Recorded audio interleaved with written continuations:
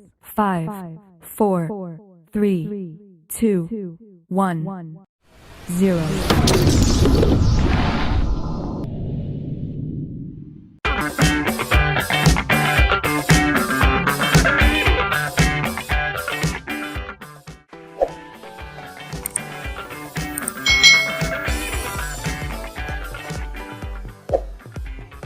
Hai hai hai, selamat datang di channel YouTube Kak Citra.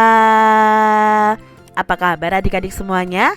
Kak Citra berharap kalian dalam keadaan yang baik, sehat, dan siap untuk belajar ya.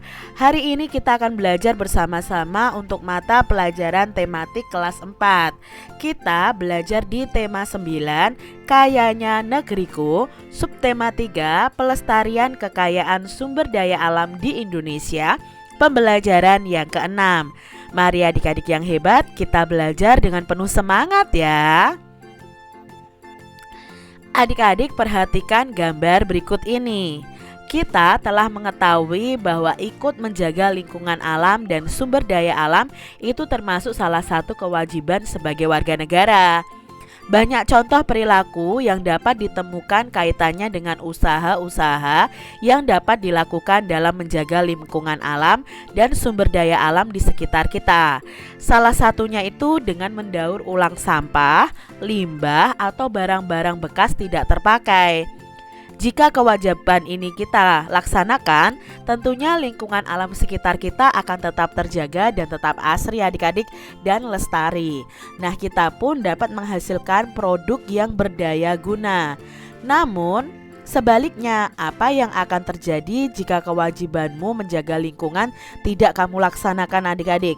Tentunya akan terjadi masalah bahkan bencana seperti banjir, tanah longsor, kekeringan, dan menjangkitnya penyakit karena sampah adik-adik. Wah, bahaya sekali adik-adik ya. Nah, hal yang demikian juga berlaku pada sendi kehidupan yang lain. Oleh karena itu, pelaksanaan hak dan kewajiban haruslah berjalan seimbang agar kehidupan kita itu dapat berjalan dengan aman, nyaman, tertib, dan semua kebutuhan dapat terpenuhi dengan baik. Adik-adik, akibat kita tidak melaksanakan kewajiban, apa saja sih akibatnya? Nah, sebagai warga negara Indonesia yang baik, kita harus melaksanakan hak dan kewajiban secara seimbang. Kita tidak boleh menuntut hak kita sebelum kita melakukan kewajiban kita adik-adik. Contoh sederhana adalah ketika kamu menginginkan nilai yang bagus, maka kamu harus belajar terlebih dahulu. Ya, itu adalah hubungan antara hak dan kewajiban. Berikut contoh pelaksanaan hak dan kewajiban yang seimbang. Yang pertama, jika kalian ingin sehat, ya kalian harus menjaga kebersihan lingkungan tempat tinggal kalian, harus menjaga tubuh kalian, harus berolahraga misalnya seperti itu. Jika ingin terhindar dari banjir, ya jangan membuang sampah di sungai. Jika kamu menginginkan udara yang bersih, ya kamu harus mau menanam pohon. Itulah contoh sederhana pelaksanaan hak dan kewajiban yang seimbang yang dapat dilakukan sehari-hari. Nah, bagaimana dengan kewajiban sebagai warga negara? Apakah adik-adik sudah melaksanakan kewajibanmu sebagai warga negara? Nah, adik-adik harus mau melaksanakan kewajiban kalian sebagai warga negara adik-adik. Haruskah orang yang mengabaikan kewajiban itu diberi sanksi adik-adik? Dan mengapa? Nah, sanksi itu adalah hukuman ya adik-adik ya. Nah, menurut Kak Citra, orang yang mengabaikan kewajiban harus diberi sanksi. Karena mengabaikan kewajiban berarti mengabaikan pula aturan-aturan yang berlaku. Nah, aturan-aturan tersebut itu berguna untuk menjaga ketertiban di dalam masyarakat itu sendiri adik-adik. Jadi makanya kalau kita melanggar peraturan ya harus diberi sanksi. Misalnya ya di jalan raya kita melanggar aturan, maka kita akan diberi sanksi oleh Pak Polisi berupa tilang adik-adik.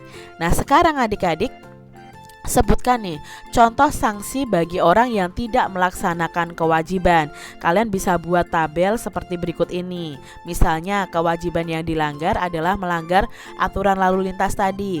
Contoh sanksinya apa? Oh, terkena tilang dari polisi. Lalu melakukan kecurangan ketika ujian. Sanksinya apa? Ya tidak akan mendapatkan nilai ujian. Tidak ikut melakukan ronda malam ya, ronda keliling. Contoh sanksinya apa? Harus membayar sejumlah uang denda misalnya. Lalu tidak membayar pinjaman uang di bank. Maka contoh sanksinya adalah harta jaminan akan disita oleh bank. Lalu tidak membayar pajak tepat waktu. Nah, sanksinya bisa berupa bunga pajak. Tidak ikut kerja bakti, kita bisa kena denda ya. Melakukan pencurian, maka kita akan dihukum pidana. Melakukan korupsi juga akan dihukum pidana. Lalu melanggar peraturan sekolah, kalian akan mendapatkan sanksi berupa poin pelanggaran atau kalian bisa ditegur oleh guru kalian. Tidak melaksanakan perintah agama, contoh sanksinya apa? Ya kita akan mendapatkan dosa. Itu tadi adik-adik ya, contoh perbuatan yang melanggar aturan dan sanksinya. Nah, akibat tidak memperoleh hak, Undang-Undang Dasar 1945 telah memberikan jaminan akan pelaksanaan hak dan kewajiban warga negara, sehingga tidak dibenarkan jika warga negara itu hanya melaksanakan salah satunya saja. Apakah itu hak atau kewajiban? Kedua-duanya itu harus dilaksanakan secara merata dan seimbang. Nah, adik-adik, pernahkah kamu melihat kejadian seorang warga tidak memperoleh haknya sebagai warga negara? Apakah adik-adik sendiri pernah mengalaminya? Bagaimana nih dengan hak kamu untuk memperoleh pendidikan yang layak? Sudahkah kalian terpenuhi untuk mendapatkan pendidikan yang layak?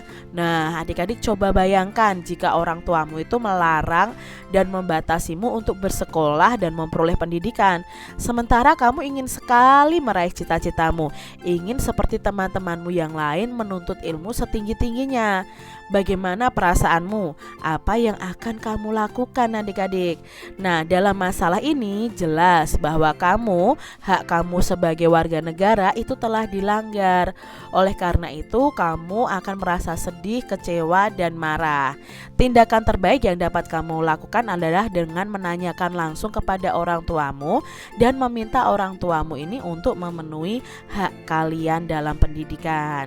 Nah, apakah kamu punya cara lain? Jika punya, ungkapkan caranya di depan teman-teman kalian. Contoh akibat tidak dilaksanakan kewajiban terhadap lingkungan adalah dengan membuang sampah ke sungai yang dapat mengakibatkan banjir. Di sini adik-adik ada bacaan yang berjudul Mengapa Jakarta Setiap Tahun Banjir? Nah, setiap musim hujan Jakarta itu banjir. Saat di Jakarta tidak terjadi hujan, tetapi di puncak hujan lebat, Jakarta pasti banjir. Orang-orang menyebutnya dengan banjir kiriman. Mengapa begitu? Nah, daerah puncak di Bogor itu lebih tinggi daripada Jakarta. Di puncak yang berhawa dingin banyak didirikan villa tempat berlibur. Nah, pembangunan villa di puncak ini dilakukan dengan menebang pohon-pohon di hutan adik-adik. Akibatnya wilayah hutan banyak yang berkurang. Ketika di puncak turun hujan lebat, air hujan itu terus mengalir ke bawah karena tidak ada akar-akar pepohonan yang dapat menahan air hujan di dalam tanah. Air hujan itu terus turun ke dataran yang lebih rendah hingga terkumpul di sungai. Nah, air sungai akan mengalir deras menuju ke laut adik-adik. Nah, Jakarta sendiri berada di dekat laut. Sungai-sungai di Jakarta menerima aliran air sungai yang sangat deras dari Puncak dan Bogor. Jika sungai di Jakarta cukup besar untuk menampung derasnya sungai, tentu tidak akan terjadi. Namun ternyata sungai-sungai di Jakarta itu banyak yang sudah sempit dan dangkal adik-adik. Selain karena lumpur, sempit dan dangkalnya sungai di Jakarta itu karena akibat kebiasaan buruk warga yang membuang sampah di sungai. Selain itu, tanah terbuka untuk resapan hujan di Jakarta juga semakin sempit karena semuanya dibangun adik-adik ya. ya. Banyak lahan sudah berubah menjadi gedung dan disemen. Jadi ketika hujan turun, sedikit sekali air yang dapat diserap oleh tanah. Sisa air hujan itu mengalir ke selokan dan berlanjut ke sungai. Nah, untuk menampung air hujan yang turun di Jakarta saja perlu sungai yang lebar dan dalam. Apalagi jika ditambah air hujan yang mengalir dari dataran tinggi seperti Bogor dan Puncak. Oleh karena itu, sungai tidak akan muat menampung semua air itu. Nah, akibatnya air akan meluap keluar dan membanjiri Jakarta. Diambil dari bobo.kidnesia.com. Itu adik-adik beberapa faktor mengapa Jakarta itu kalau musim hujan selalu banjir. Adik-adik telah membaca bacaan mengapa Jakarta setiap tahun banjir. Nah, kita cari informasi penting pada bacaan tersebut dan melengkapi gambar peta pikiran berikut ini. Nah, kapan terjadinya banjir? Nah, setiap musim hujan Jakartanya banjir. Apa penyebab banjir dari bacaan tadi? Misalnya karena pembangunan villa di puncak, warga yang membuang sampah ke sungai dan resapan hujan di Jakarta itu semakin sempit. Bagaimana terjadinya banjir? Banjir terjadi ketika di puncak itu turun hujan yang lebat, lalu air hujan terus mengalir ke Jakarta. Sementara di Jakarta sungai itu semakin dangkal dan sempit sehingga tidak bisa menampung air dari puncak. Ini peta pikiran dari bacaan mengapa Jakarta banjir setiap tahun. Timbulnya bencana salah satunya itu disebabkan oleh sebagian besar masyarakat yang tidak melaksanakan kewajibannya terhadap lingkungan alam sekitar. Mereka itu banyak membuat kerusakan tanpa mau melakukan usaha pelestarian adik-adik. Nah, bencana apa saja yang bisa timbul jika manusia itu melakukan kerusakan terhadap lingkungan alam? Adik-adik bisa memberi pertanyaan ya kepada teman-teman kalian, kepada narasumber atau kepada bapak ibu guru atau orang-orang lain di sekitar kalian, lalu kalian buat laporan hasil wawancara kalian seperti contoh dalam berikut ini. Nah, di sini ya laporan hasil wawancaranya, misalnya nama kalian siapa, pertanyaan yang kalian ajukan, bencana apa saja sih yang bisa timbul jika manusia itu melakukan kerusakan terhadap lingkungan alam. Hasil wawancaranya kalian tuliskan dalam bentuk tabel seperti ini. Kalian sebutkan narasumbernya siapa, lalu jawaban mereka terhadap pertanyaan kalian itu apa. Misalnya, orang tua kalian ketika ditanya tentang bencana apa yang timbul jika manusia melakukan kerusakan terhadap lingkungan alam, orang tua kalian tuh menjawab bencana alam banjir. Maka di bagian tabel jawaban ini kalian tuliskan bencana alam banjir. Ini adalah contoh dari Kak Citra. Coba praktekkan ya adik-adik ya, kalian mewawancarai orang-orang di sekitar kalian. Demikian tadi adik-adik pembahasan kita di tema 9 subtema 3 pembelajaran yang ke-6. Semoga video pembelajaran ini bermanfaat ya untuk adik-adik semuanya. Dan sampai jumpa lagi di video pembelajaran Kak Citra selanjutnya. Tuhan memberkati. Jangan lupa tekan tombol subscribe, lalu tekan loncengnya, tekan juga tombol like, lalu share ke media sosial kalian. Jangan lupa untuk ikuti media sosial Kak Citra. Terima kasih.